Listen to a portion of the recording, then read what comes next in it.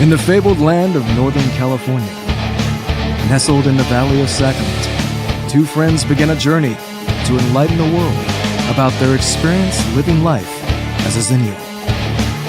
But what is a Xennial, you may ask? If you wish to know, then follow them on their adventures. And welcome to the Xennial Chronicles. This is James. This is Mike.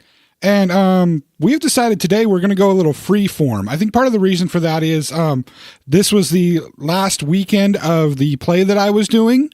And so I can honestly say I did no research, did no studying, did absolutely nothing but finish up doing the play and then was exhausted and had a whole bunch of pizza last night. So this is what happens when we don't do our homework. Basically, yes. Okay. It reminds me of being back in school. Yes, I rarely did my homework in school. I thought it was a stupid thing. I was terrible at my homework in school. I still think it's a stupid thing. I learned this, what was supposed to, especially with math. I learned what it was in like 2 problems. I'm like, okay, I know how to do this. Let's move on. Yeah, why did we need all this I could have done an repetition? entire year in like 2 months. I can tell you why they had you do all the homework. I can tell you why they had the repetition, what the actual reason for it was. Why? Because the bean counters in the districts, in the school districts, the only way that they can visualize that the teachers are teaching things is to have paperwork to look at. And what's the way that the teachers can have paperwork? They give you homework. You turn in the homework. Okay, then what are the tests? Tests are showing that in the minds of these bean counters and the minds of these district people, the tests are showing that the homework has been effective. It doesn't necessarily mean that, but what they want to see, what they've been trained to see, what they went to school to see is paperwork. Okay. They want to see mountains of paperwork because paperwork equals proof. Okay. I mean, it's stupid. I tell you, it's stupid. It's actually what the best part about it is. That's how school really prepares you for the real life, really prepares you for your jobs. Because think about all the jobs that you've had and all the ridiculous amounts of stupid paperwork that you had to do. Go back to Blockbuster. Okay. When you would enter somebody's information as a new customer, they had to fill out that application, the customer application. Mm-hmm. Even though you went and as soon as it goes into the computer, nobody looks at that paperwork again. No, you throw it in a box and it gets shoved away and then eventually shredded.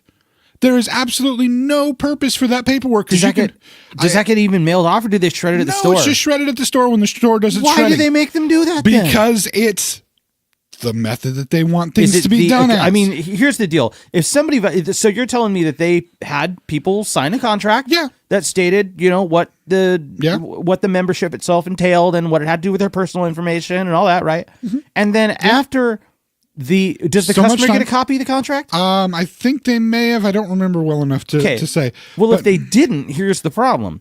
There is no paperwork that the customer can refer to that states that they signed anything if it gets shredded. Yeah. The only proof that they signed a contract is the information in the computer, which is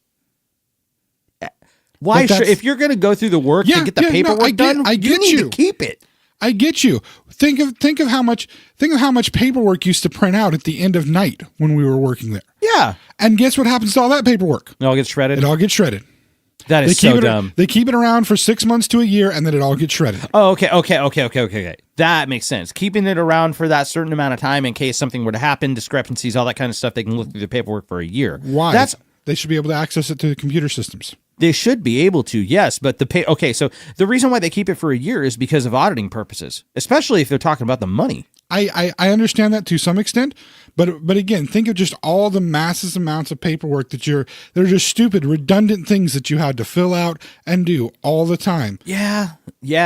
I mean, and so that really the school experience of having all of that stupid stuff that you have to do is really a very good preparation for when you have to do this in the real world. So you're just saying that school is preparing you for redundant paperwork for the rest of your life? Yes. Well, that and waiting forever for things to happen. Man, the people that are in charge of your life, like management or heck, even government officials, not really knowing what they're doing, but trying to figure out how to do it anyway. So you're telling me that when I got a D in algebra in high school and I passed all my tests with an A. Yeah. Like an A, maybe a B if I wasn't trying. Because I would say I'm decent at math, but when math and logic-based math, once it gets past counting up or down. Okay. But you're telling me that after all of that, the redundancy, like I failed at paperwork redundancy. Yes. And that's why I had to repeat math. Yes. That's dumb. Well, no, think about it now. You can be a great driver. You can never have any accidents, never have any problems. But the one time you get pulled over and you haven't paid your registration on time, paperwork.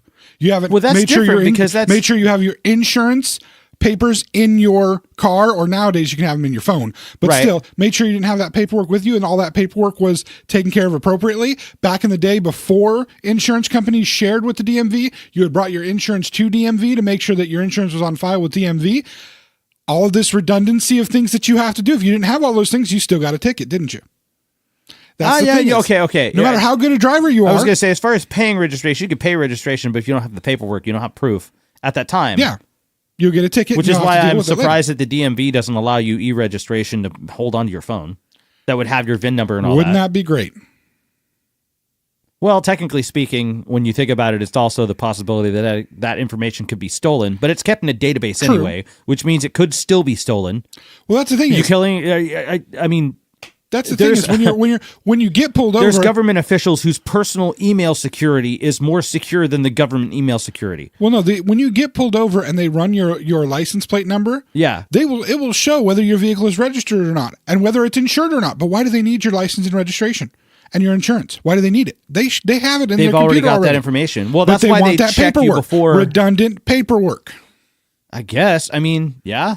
I mean, so that means they know all that. That means they know all that before they pull you over, which is why they run your plates before they pull you over. At least to the best of my knowledge. I'm not a police officer, nor do I have the direct information from them. So if I'm wrong, then I'm wrong, and I apologize. But to the best of my knowledge, I can they have the ability to bring that stuff up in their systems. Oh, yeah, 100%. So, I mean, but in almost anything that you do, if you don't have the paperwork done in the proper amount of time, how many times have you missed a deadline for getting paperwork in and had something shut off, turned off, canceled? I cannot count the amount of times that's happened. That's homework. Turning it in on time. That's also making money, but it depends on what you're talking about. I'm just saying all of those things are that redundancy of paperwork and turning it in on time and doing it. And that's what homework does for you. That's what the school is really teaching us. Don't you tell me that terrible thing that I hate actually does a service to me. Yes. Damn it. Sadly, it does. Ah, boo. Well, except for the algebra part, because honestly, unless you're building things, although actually in music stuff, you should be using some math. There is a ton of math in music. There's a ton of it. Just relative notation, all that kind of stuff. I could go off of that, but that's only if I want everybody to fall asleep. Well, maybe that's the point. Maybe people are using this to fall asleep. Maybe that's my soothing voice is putting people to sleep. I can say that in the past, it is quite silky. Well, no, in the past, my wife, when she would have trouble getting to sleep, she'd be like, "Okay, tell me about some historical event that I don't care about." Oh, okay, I can talk about the Crusades if you want. Sure, go ahead. 5 minutes into me talking about the Crusades, she's asleep. That's funny. It's true too. I can understand that. No, I'm not going to use the my discussions of the Crusades to put you to sleep at night, Mike. Okay, I love you, but not in that way. That's okay, fine. Chances are, honestly, I'd start just processing and retaining the information, and then want to have the discussion, forgetting it the next day. But, oh yeah, totally. I would be joining in, be like, "What are you talking about?" I do that. Okay. Yeah. This conversation turned strange. Anyway. But yeah, that's the real point. I think. Oh, this is what happens when we fly off the handle. This is going to be interesting. Flying off the handle is good. But that's really the point of school. And funny enough, my dad is the one who told me about that while I was still in school. Really? That it's the redundancy, the doing things over and over again, doing the same stupid thing sometimes over and over again because it's policy, because it's the way, and without real reason for it. Again, how many jobs have you had where you have to do things a certain way because that's the policy, even if it's a stupid policy, even if it doesn't make sense and makes things more difficult, you still have to follow this specific policy in this specific way. And how much redundancy like that did you have back in school?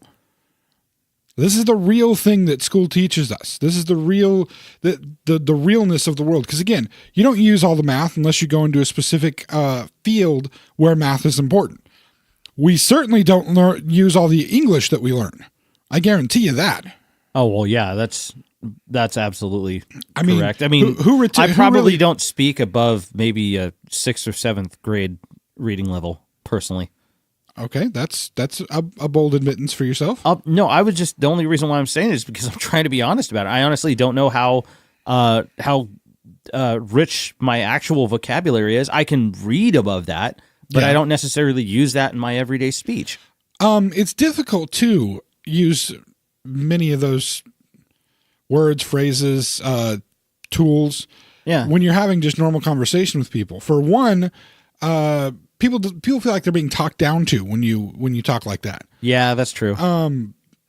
Two, it actually ties back into one. It makes you sound like you're pompous and you're trying to be better than the other person. True. I've been accused of that many times in my life because I would sometimes purposely use big words, references to literary things that most people don't understand. Like I was always amused by in the American Pie movies. I don't remember which one. Finch, who's kind of the more uppity, brainy character. He always reminded me as the guy that looks like Mr. Bean and sounds like Nicolas Cage. Okay, I see that. He's the guy that if people don't remember who Finch is, that's who Finch is. Yeah. Interestingly enough, he was in a Blockbuster commercial. He was in a Blockbuster commercial? He was. I knew he was in a sitcom like some years after American Pie, but no, he was in a Blockbuster commercial where they were actually, in fact, I think you posted it on Facebook at one point or another. And a friend of yours even made some comments on the fact that it was a Blockbuster commercial for the movie Titanic, and they were giving away free cruises. Yeah. Wait a minute. That was that's funny. We'll have to find the posting on Facebook so that we can maybe try to link back to it. Folks, wrap your head around that one for a minute. Yes. Blockbuster commercial for Titanic giving away free cruises. That's a good idea. Yeah, that's a great idea. Good call, Cameron. But yeah. But anyway, he makes a comment in one of the movies about being stuck between Scylla and Charybdis. And that's like a hardcore literary reference that most people aren't going to get. Oh, James left his phone on. Oh my gosh. Oh, that's a first. Anyway, that's it. I don't know. Did it pick it up? Yeah. Oh yeah, I picked it up. Anyway. Yeah. Scylla and Charybdis. Do you know what that's a reference to? No. That's a reference to... Is it Latin? No, Greek, actually. Oh, okay. It's a reference to the Odyssey and Odysseus. Oh, okay. See, I never read it. And that's fine. Most people haven't. Right. I actually had a fun time learning that most people had not studied when they were growing up learning things. They had not studied Greek mythology and Roman mythology and Egyptian mythology. I definitely got the polytheology, I guess would be the term. Polytheistic religions. Yeah, just polytheistic religions in general. I always got them all mixed up. Well, I knew that there were Roman counterparts to the Greek gods, and I think they also stole those from the Greeks. Well, yeah, basically when the Romans when the Roman culture kind of rose up and took over where the Greek culture had populated, they kind of assimilated a lot of their things, specifically their deities. Yeah. All the Roman gods are basically just renamed Greek gods. Right. I knew that. With slightly changed backstories, but not really much changed in them. Yeah. It's pretty much the same thing. But the names are essentially counterparts. I know Ares and Mars are the same. Yeah. Essentially speaking. Jupiter and Zeus. I did not know that. Yeah. Oh, Jupiter and Zeus. Okay. I didn't know who Zeus's counterpart was. Yeah. Athena and Venus? No, Venus is Venus would be Aphrodite. Oh, Venus is Aphrodite. Venus is the see, goddess of I always get them completely. And see, I know more I know the Greek ones a lot better than I do the Roman ones, because as far as I'm concerned, the Romans were just a bunch of thieves. So they stole a lot of stuff. I go with they were also really good at war. I go with the originators in the classic religion of it. But like for me, the Odyssey, the Siege of Troy, and the whole Trojan War cycle, yeah, all that stuff. I studied that for fun, so I knew Greek gods, and it's like, I think I've mentioned to you before, I don't know if we mentioned it on one of the podcasts before or on another just another conversation we had. Yeah. That whenever they have any of these like crime shows where they have any religious symbology from some of the one killer they're tracking or somebody they're tracking, and they got to bring in some kind of a religious expert to find out what the symbols mean and what the different things mean. I'm like, are you people stupid? You can't look this up on your phone. You have specialized degrees for all of these things. You study human nature and you don't know the basics of religions. These are like crime scene investigators and stuff? Yeah, like movies like Criminal Minds, where these people are all like super smart and supposed to study people's behavioral stuff. And it's like, you don't know all of these major religions. I was going to say, isn't that like the basis for a lot of these acts? Well, like, as far as that, they kind of tend to centralize around the belief systems, don't they? Well, I mean, if you're going to do some kind of a violent act, there's usually emotion involved in it. And people are most emotional about the things that they believe in. You know, I mean, think about it. Try to tell somebody that their beliefs are wrong. Try to tell somebody that whatever deity they believe in or deities they believe in are not real. Yeah. How angry do they get? That's why I don't necessarily talk about religious things with people, because people have that means a lot to them. That's part of their identity. I try to avoid that unless I know that it is an invited conversation, because I like to discuss the theology of things. Yeah. And I also just like to discuss philosophy in general. And religion does play into both of those things very, very deeply. It does. And I only look at that stuff as far as open-mindedness, but I don't take my personal opinions and force them on other people. I don't think that's a good thing. That's a good thing. Essentially having, a moral code, don't kill people, don't steal stuff from people. That's pretty basic. But when it comes down to that, I don't really like doing that. Understandable. But that's the thing is, people's belief systems are tied to the core of who they are, who they envision themselves as being, who they, who they identify with. So anytime there's any of that brought into question, it's causing them pain, because being told that something you believe is wrong and trying to accept that, it sends the same signals in your brain as physical pain. So I was right there. I was thinking about the same thing. It has been actually proven that when somebody's when the foundation of somebody's belief, when you're proven wrong, essentially, it triggers the section of the brain that also triggers the reaction to physical pain. Like, they literally react psychologically the same way they would if they were coddling an open wound. Yeah. The first thing they do is they defend themselves. They don't, even if you get logically disproven with facts directly in front of you. Almost impossible to accept it and admit it, because you go into defense mode immediately. This is why religious discussion and even political discussion. Political discussions are big that way. All of these can incite that same type of feeling. And by the way, that is why people listening, Mike and I are both very careful about trying not to have anything too heavy of political or religious discussion, because we don't necessarily want to incite, we want to incite you to listen to this, to have opinions and to share opinions.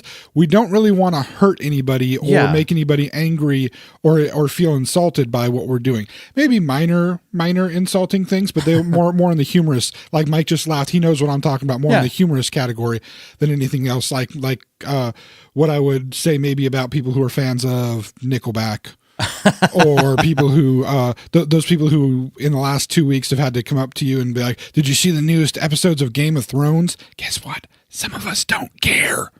That's like the second episode you said something, James. You're not doing us any favors. For the Game of Thrones thing? No, for the people who don't watch it. I'm good with the people who don't watch it. People who don't watch it, stand together. Stand strong. Don't get bullied into watching Game of Thrones. If you don't want to watch it, don't watch it. Oh boy. Be nice and don't spoil it for the people that do watch it, but except for one thing. What? Except for one thing. I do have to give one minor spoiler, because it's already been it's 2 weeks since the first episode came out, so it was nice to see the handy capable people in the Game of Thrones universe finally see each other again. don't know that. You've seen the episodes. No, I haven't I haven't seen the any episodes. bearing at all. I haven't seen the episodes. I just have seen the memes that's gone around for the two specific main characters that are handy capable that have seen each other after a long absence of having seen each other. Not Do sure they what hate happened. each other? Well, one pushed the other out of a window, so I think there's some hate involved. Oh, okay. Oh, did I give away too much? Well, Anyway. I think that was a past season, so it's just not. It's not Well, really that a big deal. happened. That happened like the first or second episode. Well, then there you go. Spoiler warning from 8 years ago. Yeah, something like that.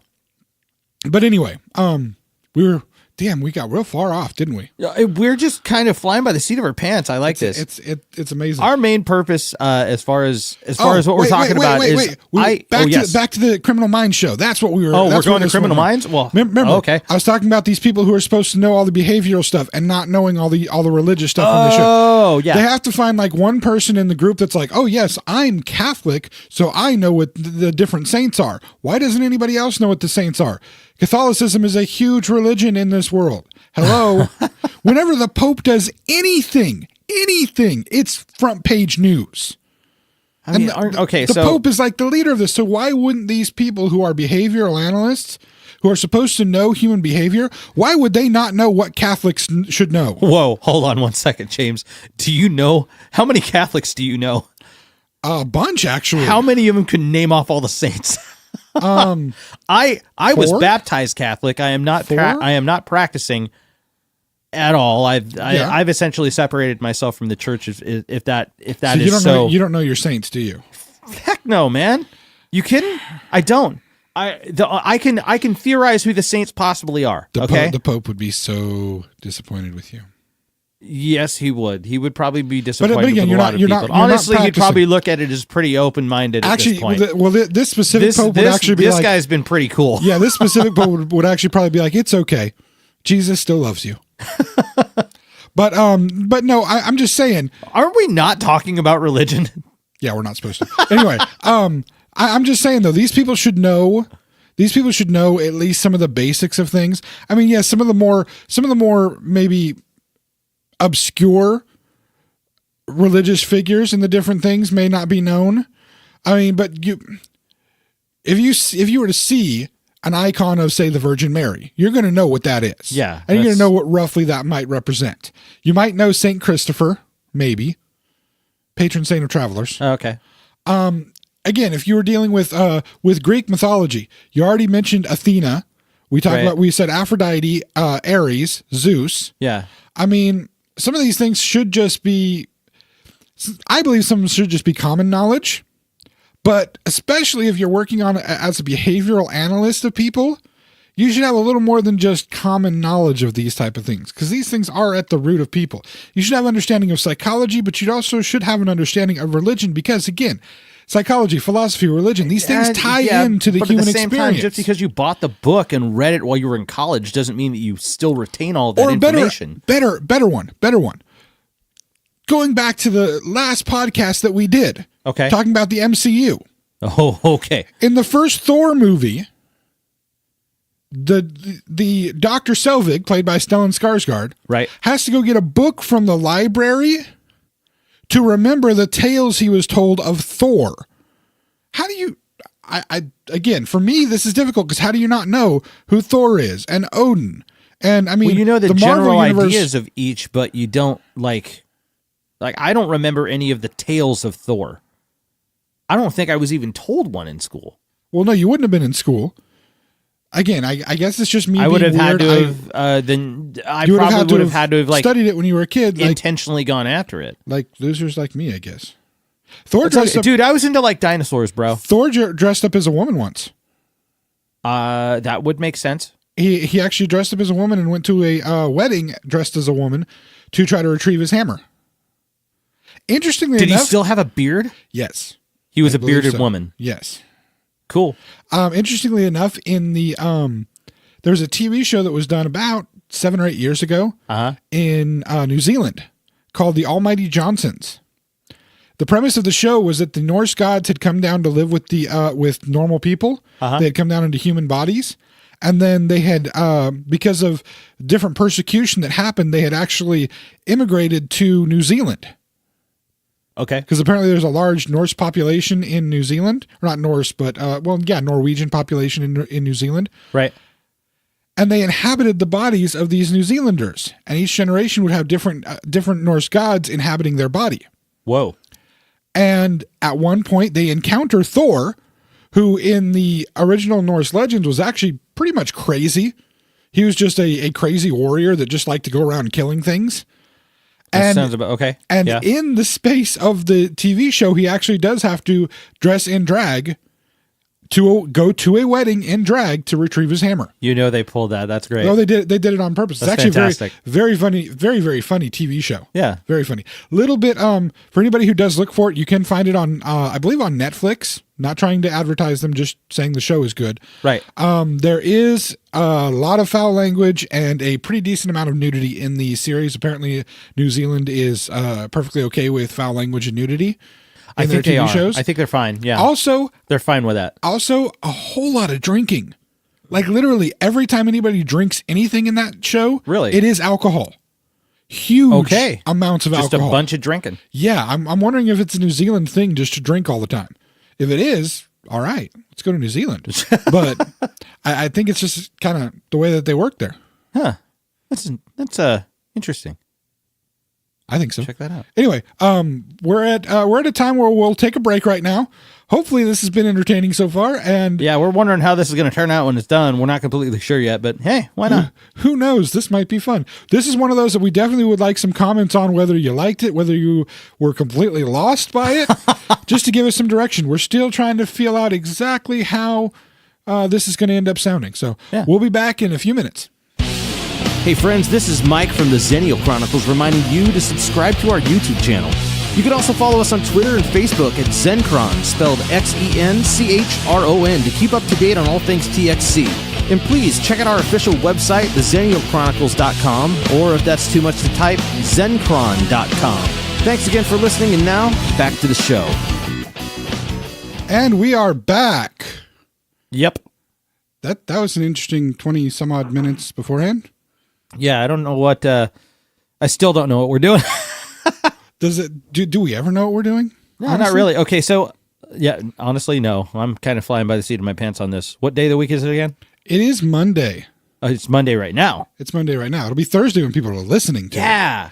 Yes, because guess what? We record on Mondays so that Mike has time to edit stuff and make sure that James isn't cussing accidentally and... Yep. By the way, I didn't get a chance because I was busy this weekend. To listen to the full cut of the two super long MCU episodes where James just wouldn't shut up. Right. Did the cussing moment make it in there with the quack over it, or did it not? Yes, I edited it with the quack. Fantastic. I got the two versions of it. The unedited version where I say it and I'm apologizing, and then the version where you quack over me. I keep it completely done, and I throw a quack on top of it. Nice. Sadly, I think that's the thing we're going to do with these now is just whenever we swear on this show, I'm just going to replace it with a random farm animal sound or something. That works. Yeah. That works for me. Just to make things interesting. That'll be fun. Yeah. So wait, you're saying that you want me to use the language so that I can... No, not necessarily. It's not something that you should listen for all the time, but just in case something were to happen. Yeah, like it did the other day where I just had a visceral response to something. I have those quite often. Yeah. Well, again, it ties back into what we were just saying earlier. To me, it's never made sense why people don't have this knowledge of these, again, this ancient lore, some of these ancient tales. I always thought they were fun as a kid to read about that kind of stuff, read about, different mythologies, different beliefs that happened all over the world, different just stories of antiquity and history that people just don't seem to have either any desire to know or just any knowledge of, period. Well, I think people take them for granted. It's just they think it's all stuff that's kind of happened in the past, and there's not necessarily something you need to worry about, I guess, especially the fact that it didn't happen, or it's a story, or it's mythology, or whatever it is.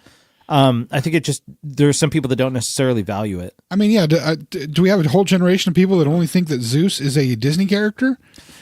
I mean, really? Or Hercules? Hercules is only a Disney character? You mean he's not just a Disney character? He's a bit more than that. Actually, in real life, well, no, I wouldn't say real life because it's a mythology. But Hercules in the mythology was nothing like Hercules in the Disney movie. He was not necessarily the nicest guy. He was kind of a angry dude. I mean, at some point he killed family members of his and stuff. So yeah, he was very tortured. I read those. I read the story of Hercules. Did you read the Labors? School, but the which one? The Labors. The Hercules' Labors. Yeah. I read the stories of the Labors, but I mean, it's been so long. I barely, if at all, remember any of them, and I'm not going to use Kevin Sorbo as a reference. It's probably not a good idea. Well, then interesting, the people that have played Hercules in the past, because you have Kevin Sorbo, who did it on the TV series for a very long period of time. Yeah, and I liked him. You have the budget of the series and all that. Sam Raimi's a genius. Yeah, you have Dwayne "The Rock" Johnson, who played him in a movie not too long ago, a couple of years ago. Oh, and he was good. That was a good movie. That was an interesting film. I will say that. I liked it. You have Kellen Lutz, who is best known for being in the Twilight movies. For people who are Twilight fans, he was Emmett in the Twilight movies. I'm a little sick to my stomach for the fact that I know that. But he played a version of Hercules in the movies. That's your wife's responsible for that. Yes, Me, I wouldn't know the actor. For that. The only Twilight versions of the films that I ever have watched are the Riff Tracks versions, which, by the way, are fantastic. I actually have a sister-in-law who, for the first Twilight movie, she does her own kind of riff track to it. Oh, nice. I've not actually been able to listen to everything that she says, but apparently she is quite humorous. Yeah. I just freak out at the last one when they have the CGI baby that's just scary. Oh yeah. I mean, that's the scariest CGI baby since Luke and Leia in Episode 3. Seriously, just oh, it's a CGI baby. See, I haven't seen that one. Yeah, I haven't seen. Yeah, that would require me to watch then of 4 course, movies. Then of course you have that I really don't want to watch. Well, and you then have the wolf boy who sees the CGI baby and instantly falls in love with the CGI baby and wants to bone it. So wait, yeah, no. Well, not the baby. He wants to wait till the baby's grown up and then he wants to bone her. No. Yeah. You stop that right now. I'm serious. That's a thing? Sorry for the people. Actually, I'm not sorry for the people who haven't seen Twilight. I am glad to spoil that for you. No, it's in the books. The only reason that Jacob, right? The only reason that he was interested in the main character, Bella, at all was because he was eventually going to imprint, this is a thing that the wolves do, on her daughter. So basically he was in love with her ovaries the whole time. Imprint? Imprint. They imprint on a person. That is a weird way to say whatever that is. They're not really werewolves necessarily. They're from a native tribe that has the ability to shapeshift into a wolf. So they're shapeshifters, not werewolves. Oh, so they're not werewolves? No, they're not. They're shapeshifters. To protect their tribe against vampires. So this isn't vampires versus werewolves? No, Twilight is not that. They are not werewolves. They are shapeshifters. They are more of a Native American shapeshifter. You're telling me this series with glittery vampires, yes, has Native American werewolves that aren't really werewolves. Yes, I mean, cool kind of idea to have shape-shifting Native Americans. Yes, I think that's just cool as an idea. I will say, if anything, but that deserves its own story. Well, if anything in the entire Twilight series has any kind of basis that I give credit for, it's making the Native American group shapeshifters, and specifically saying, at least in the novels, specifically saying that they are not werewolves, they are shapeshifters, and it's a result of a vampire attack on their tribe hundreds of years ago, and somebody in the tribe basically doing the shapeshifting to protect the tribe, and then it became a thing within their tribe. Yeah. So to me, that's the only minor thing that's redeeming in the entire series. That's kind of a cool thing. Did I just break you? You broke me. That Wow, concept. I thought that concept was ridiculous in general already, but I mean, I never I watched the first one. I watched the riff tracks on it. Yeah, that's the only way I watched it, because I had seen previews and scenes, and I heard about the story from people that were reading it. I mean, I will say this much: it just sounded ridiculous. I will say this: Twilight did give us Anna Kendrick. And Anna Kendrick is hilarious to watch in almost everything. I thought Anna Kendrick had already she'd done been Oscar material before that. No. Twilight was one of the first bigger roles. She even has a small role in that, but that was one of the first bigger roles that she had. Yeah, was the first Twilight movie. I mean, Anna Kendrick is she's awesome. Yeah, she's hilarious.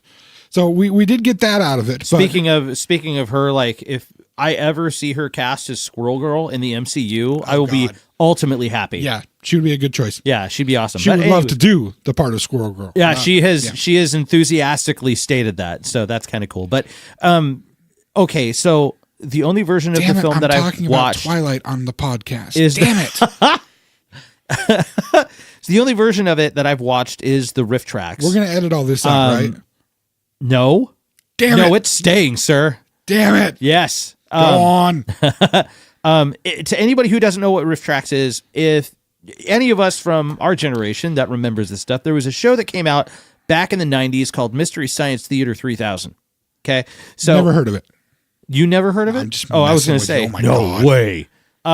It was on Comedy Central for a little while. It was on the Sci-Fi Channel way back in the day on cable. I loved the hell out of this show as a kid. Basically what it is it's really awkward kind of a story about a guy who's trapped on a spaceship that is owned by a mad scientist that is forced to watch crappy B movies from like the 50s, the 70s, whatever. Like, and I mean bad offshoots of like Flash Gordon or kaiju films that are definitely not Godzilla, like that kind of stuff. Okay, bad westerns. This is interesting because I didn't know that there was really that much of a backstory to it. Yeah, to me it was always just they're watching these crappy films and making a whole bunch of commentary on the crappy films. Oh no. Okay, so the guy lives on a satellite and and there were like 2 or 3 of them. They actually just recently revamped it, which is great. But the idea is they are on a ship called the Satellite of Love. It's actually a satellite that orbits the Earth. And it's owned by a mad scientist, and the guy who lives on the ship is just essentially a janitor. And what the mad scientist is doing is he's conducting experiments on the human psyche by forcing this guy to watch B movies while he's stuck on the ship. Okay. And this guy is a bit of a scientific genius, so what he does is he creates a couple of AIs, and he actually creates little robot characters. AI. What does the A stand for? Artificial. Oh, and what does the I stand for? Damn it, James. By the way, that was actually a reference to a semi-animated kind of animated TV show. Oh yeah, or web series, I should say, not a TV show, web series. Oh, points for the first person that can comment on either Facebook or YouTube or even Twitter. I'm wondering if we can actually. I think I saw that there was like a way to allow comments on the iTunes playlist. Are we on iTunes finally? No. I'm sorry. We are not on iTunes yet. So on the Google False or alarm. on the I think Spotify, you can comment on like Google or Spotify. I don't know. I haven't seen that, but we can definitely do YouTube or Facebook on the YouTube or Facebook. Yeah, you'll get extra points if you can comment and tell me what web series that reference was from. I don't know what it is. Mike is lost, and I'll tell Mike after because obviously I want people to try to figure out what it's that from. way I can monitor it. But I know one person. I like being in the dark on it. I know one person who will know immediately what that's from. Is that person allowed to comment? No. Rob, our webpage designer, Rob, if you listen to this podcast, you are not allowed to comment because I know you will know what that's from. If you don't, I'm actually a little disappointed since you introduced me to the web series. It's like an employee winning a corporate contest. For the most part, you know what I mean? Like, it's not quite the same thing. But anyways, so these artificial intelligences are on the thing with him. Yeah, he creates a couple of AI robots, and he uses, he hangs out with them, and then they all go watch this film. These B movies, and they sit there and they make fun of them the whole time. Yeah, that's the part that I know is them sitting and making fun. Yeah, you see their silhouettes as they're watching the movie. Yeah, like you're sitting in the theater with them watching the movie, and their silhouettes are kind of in front of you. Yeah, and they're constantly commenting back and forth on various things, making fun of the film, that kind of stuff. Yeah, absolutely. It is the dumbest plot I've ever heard of. By the way, for those of you who have actually been at my home and watched movies with me, aside from Twilight, no, even Twilight. For those of you who have watched movies with me, it's basically the same thing I do while I'm watching movies. Okay, so basically people that do this got their most of the people that do this got their idea from like this series. Like I know I did. I love doing that stuff afterwards. But these guys are just absolute masters at it. And there are many people that have tried to duplicate this. They can't do it. They just can't. It doesn't work. So anyways, the main producer has had the series redone and revamped. They actually came out with a full feature film where they did like a major sci-fi film from the 60s. Okay.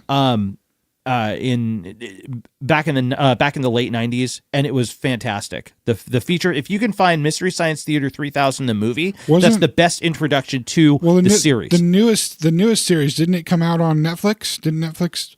The newest series is on Netflix heavily right now. Yeah, the newest series I believe is on Netflix, and it's actually so they've got newer stars that kind of grew up on this stuff. Now they're part of it. I believe Felicia Day, who is I think she's in Supernatural. She the redhead? Yes. Oh, okay, yeah, she's hilarious.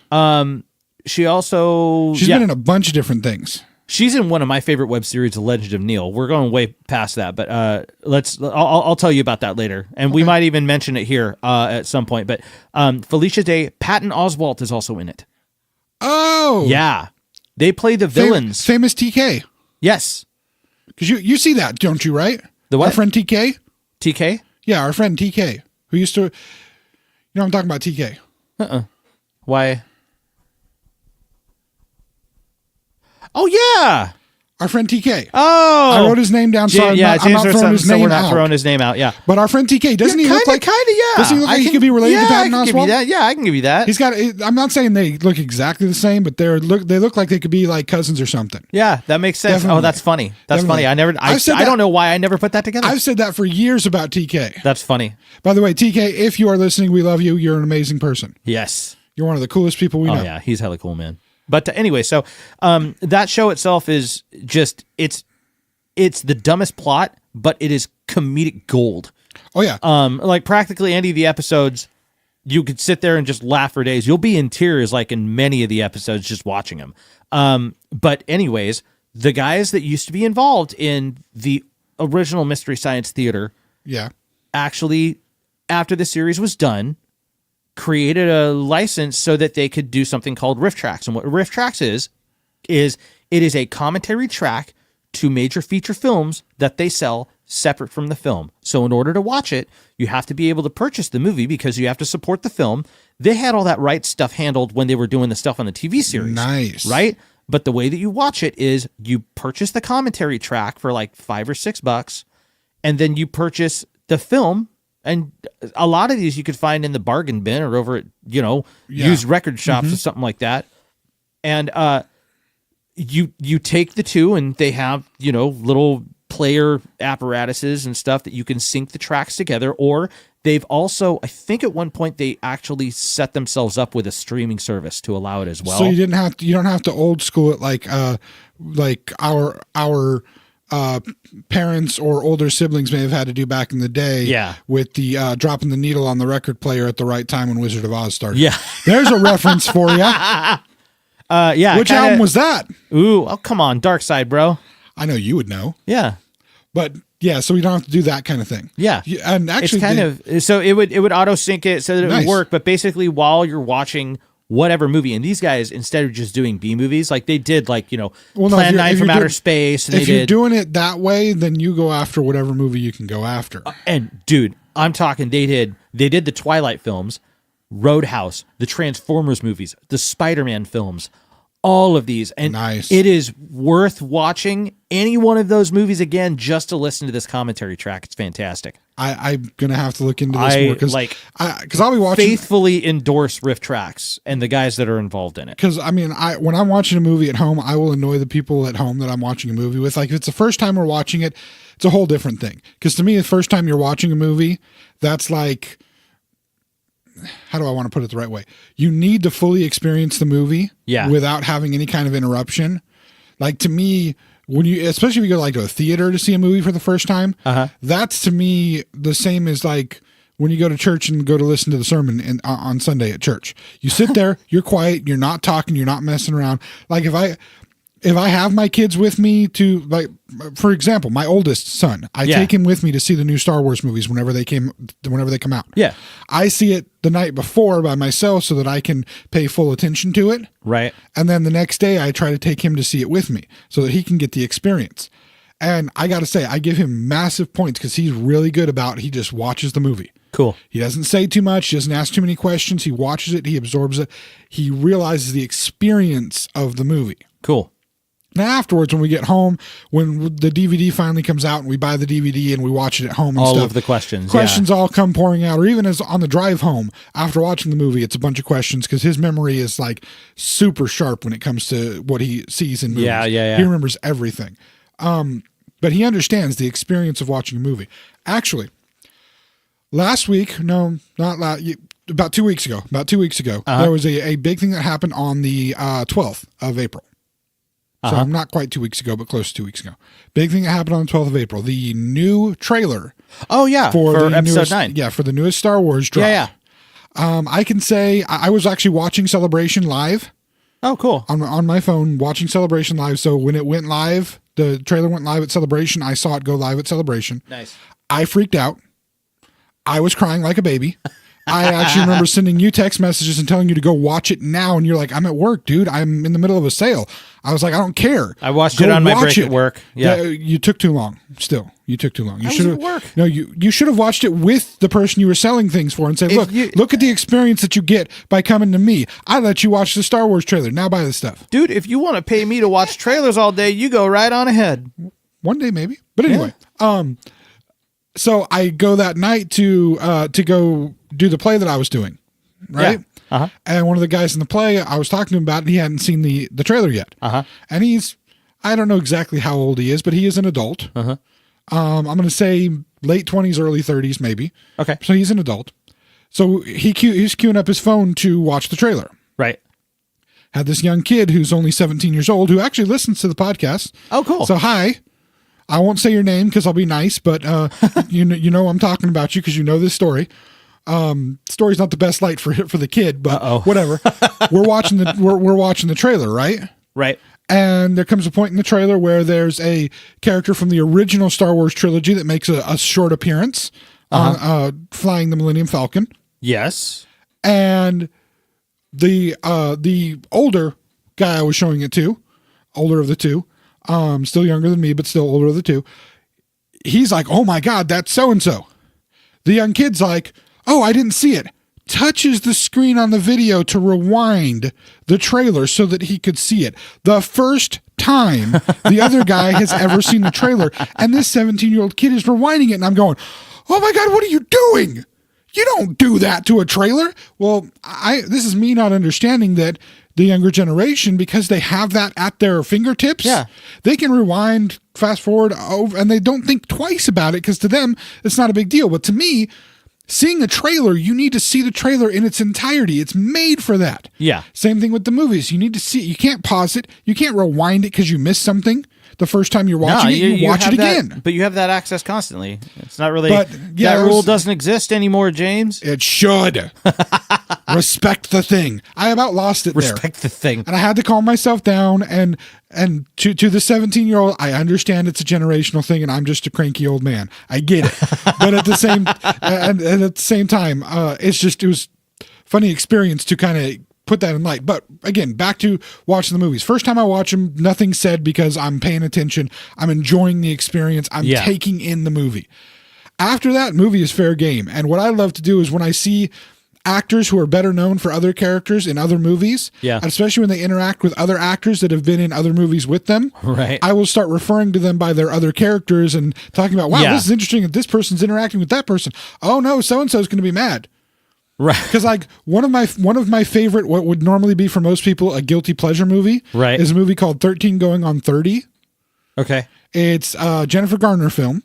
Right. And it's just a fun kind of romp. Is that where she's a teenager and she becomes an adult the next day? Yeah, it's like a fish out of water story. It's a Big-esque film, kind of like the movie Big, which is one of the. I'd say Big is the kind of industry standard for that kind of a movie. It's kind of what I equate Shazam to be with superpowers.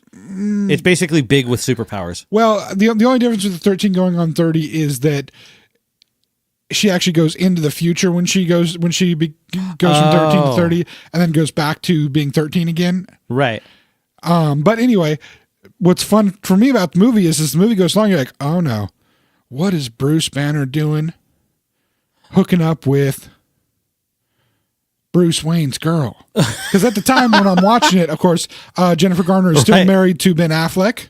Right. And it's like, oh no, maybe she got a thing for Bruce's. Because Mark Ruffalo's in the movie. Right. And then out of nowhere, it's like, Ulysses Claw? What the hell? Or make some Smeagol references because Andy Serkis is in the movie. Right. And so I'm just going back and forth with all these references, and I'll drive my wife completely crazy going back and forth with the references, talking about this person's talking to that person. That wouldn't be right. I do that mildly. I don't necessarily vocalize it. I do it all the damn time. And I vocalize it. Hello. I won't shut up about it. I'll just keep making jokes. Remind me not to watch movies with you. It can be funny. The references are actually quite funny. Well, to me they are. To other people, they're somewhat funny. Yeah. Sometimes I'll just be watching something and just start laughing because I'm realizing the absurdity of other characters that these people have played, and them interacting with each other is just hilarious for me. It's just very, very funny. I could see that. I could catch up with that. That'd be fun. It gets amusing. But so now I'm gonna have to. You realize what's gonna happen? What's up? You've created something now where I'm probably going to end up annoying my wife. Right. Because I'm going to get all these riff track things and look up all these riff track things. Oh, dude, I'll shoot you some. And then I have a couple of them, dude. Some of my favorite ones. I'll do a couple of recommendations of my favorite riff track films. Okay. At least the first two Twilight movies, you will enjoy the hell out of them. At least watch the first one. If you're not hooked by watching the first one, then don't continue after that. All I'm going to say is they need to be funnier than me when it comes to that movie. Oh, they're funny. You've seen Vampires Suck, right? No. I don't know what comedy group does the more recent, like they did the Disaster movie and then they did the 300 parody. Yeah. It's the same comedy group that does Epic movie and the Epic movie. It's the same guys that did the one with Dennis Quaid in it, the multi-sketch one with Dennis Quaid and Hugh Jackman. The movie 43? Yeah. I don't know if it's the same group that does that. Because that movie is wrong. Oh, it's so wrong. So wrong. Everything about that movie is wrong. The Hugh Jackman portion, oh my God. Dude, that was brilliant.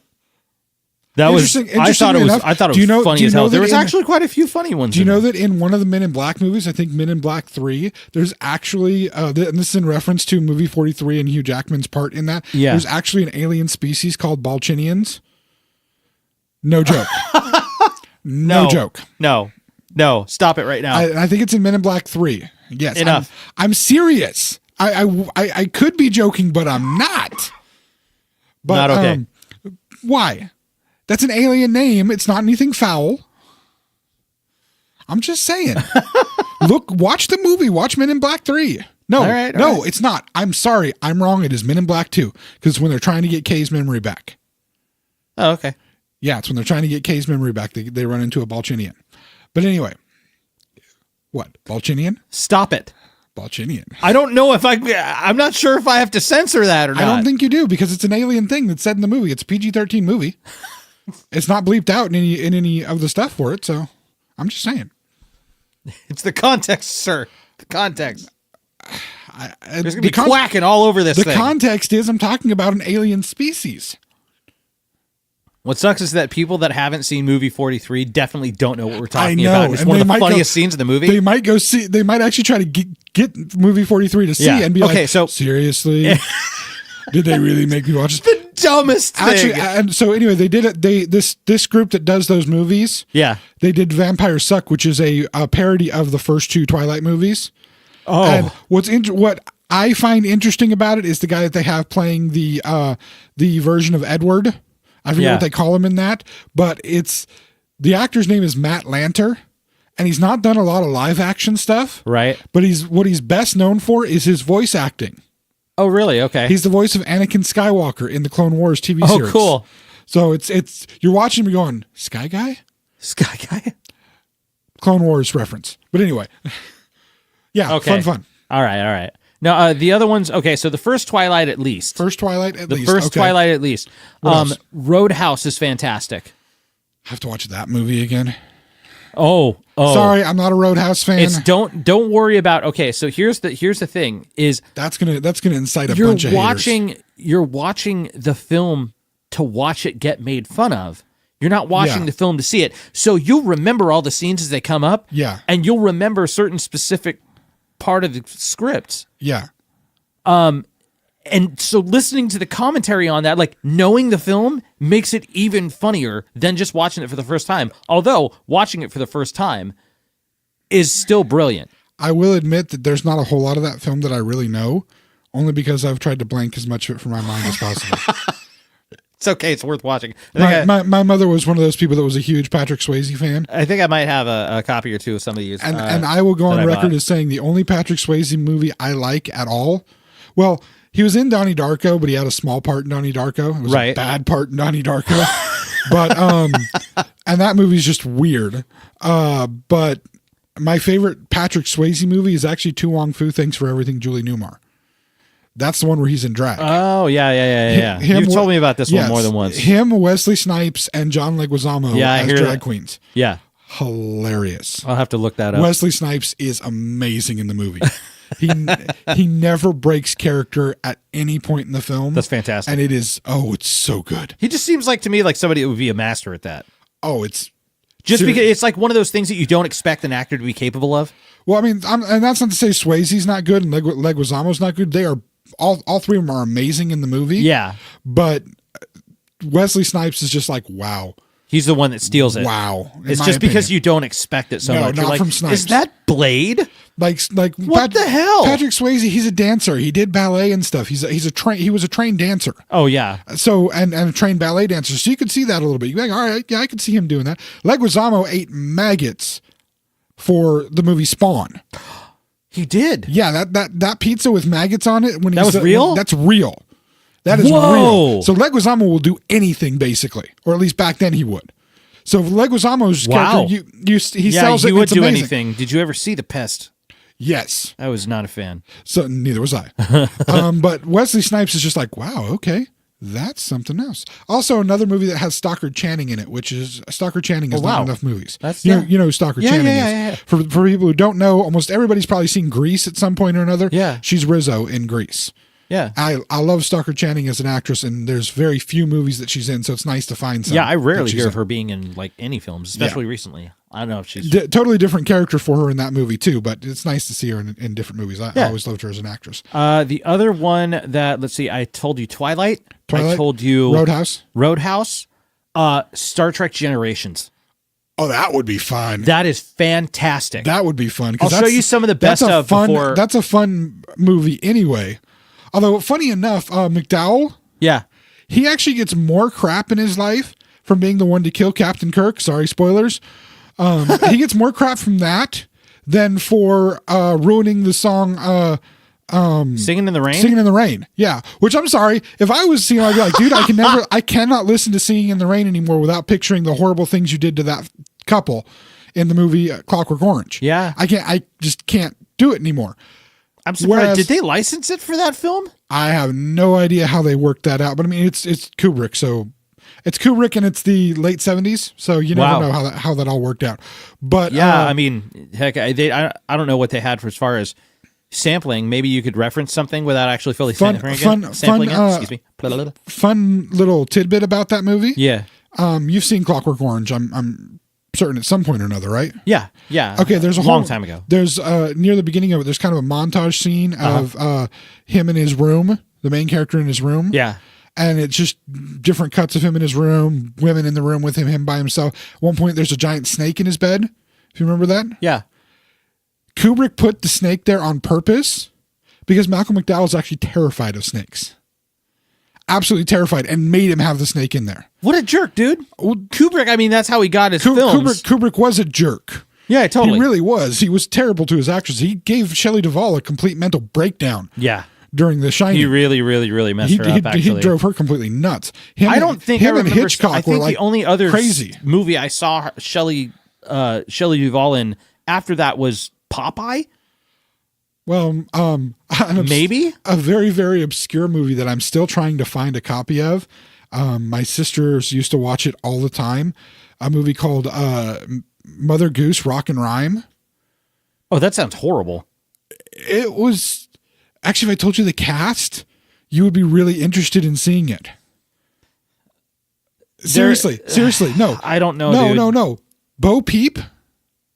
It's so it takes place in a world, a universe where the Mother Goose nursery rhymes have come to life, are alive. Okay. And it has to do with Mother Goose's only real child, her son Gordon, Gordon Goose, who's trying to find his mom, who's been kidnapped. So he goes. You are not doing any favors by describing this film. He goes through this world trying to find his mom. He runs into Bo Peep, who's played by Cyndi Lauper. Her sheep is played by Woody Harrelson. What? The 3 men in a tub are going down the river at different points in time. Yeah. It's ZZ Top. Oh. They go into a bar where there are cats playing music at the bar. It's the Stray Cats. The actual Brian Setzer and the Stray Cats. Oh, no. The three blind mice, one of them is played by Bobby Brown. No, man. I'm not joking with you. Don't do this to me. Little Richard is Old King Cole. I think I've seen this. You may have. As a kid. You may have. I remember that. You may have. It's scary. Did this crap show up on Disney or something? Yes. It was on the Disney Channel, wasn't it? I've been looking for a copy of this for so many years. Did they ever sell it? No, I've never been able to find any kind of copy of it because it's one of those things that is literally so terrible that you want to watch it again for how bad it is. Oh no. What have you done to me, James? No, oh God, Gary Shandling and Terry Garr are Jack and Jill. Oh. Paul Simon is in it. I forget what part he plays. Paul Simon's in it. I'm trying to think. There's so many other people in this. It's just chock full of weird people. It's craziness. So if anybody does have a copy of this movie, please let me know because I want a copy to see this movie again. You're destroying me from the inside. I'm sorry. Oh. It's the realization that I may have seen this when I was a kid. I saw this so many times. I have songs from it stuck in my head. Don't sing any of them. Oh, I will. No. Yeah, you're going to get one of them stuck in your head. In fact, when we're done recording this, I'm going to make you look up one of them because I think it's hilarious. All right, but in return, I am making you look up a ton of riff track stuff. That's perfectly fine. Sorry, Sarah. Mike made me do it. Yep. Oh no, I referenced the wife. She'll like it. I'll be in so much trouble. She'll like it. Uh-oh. We'll have to bleep that one out. Not really. His wife's name is Quack. Yes, my wife's name is Quack Quack. Quack Quack. All right. Well, I think that's a positive note to end on. Sure. Sure. So wait, hold on, real quick. Whatever. Real quick. Rockin' nursery rhyme, whatever. With Shelley Duvall. Hold on. And the Stray Cats. And yes, Shelley Duvall's in that. Shelley Duvall's Bo Peep. Cyndi Lauper is Mary. That's why she has the lamb. The lamb is Woody Harrelson. That's what it is. Oh, yeah, you said so. Shelley Duvall is Bo Peep. Yeah, okay, yeah. So it's not a sheep; it's a lamb. Same difference. But yeah. So okay, that's understandable. Mother Goose, Rock and Rhyme is the movie I'm talking about. The riff tracks that Mike is talking about: Twilight, Roadhouse, and Star Trek Generations. There's got to be a lot more that are really good, but those are the ones that I remember from back in the day that just slayed me. So those are the ones that Mike recommends. Yep. Again, please leave comments as to what you guys thought about this episode. Tell us if you guys watch riff tracks or have seen the riff tracks. Tell us your favorites. Mystery Science Theater episodes, maybe. That would be fantastic. What else did we talk about in the first part again? I don't remember. It was too long ago. Yes. Polytheistic mythologies. Yeah. And please tell us your favorite Greek gods. Please do. That would be fun. And of course, again, the trivia question regarding AI. Which web series is that from? Yes. Man, we got a lot to go with here. Okay, so guys, thanks a lot for listening again. Listening to us just kind of go through whatever by the seat of our pants. This was a fun episode to have. Very much so. If you guys want to check us out on Facebook and on Twitter, we are both at the tag @Xenchron. That's spelled XENCHRON. You could also go to Xenchron.com for the official podcast website or the XennialChronicles.com. You can hear us on Spotify. You can see us on YouTube. We got videos coming out on Facebook that are basically the podcast as well. Also on Google Play. We are on Google Play. There was another one, wasn't there? There was. I just don't remember the name of it. Again, still trying to work on that iTunes thing, getting that worked out. As soon as we do, we will announce it. Thanks a lot, folks. You guys have a good one. Enjoy. Thank you for tuning in, friends. The journey continues next week.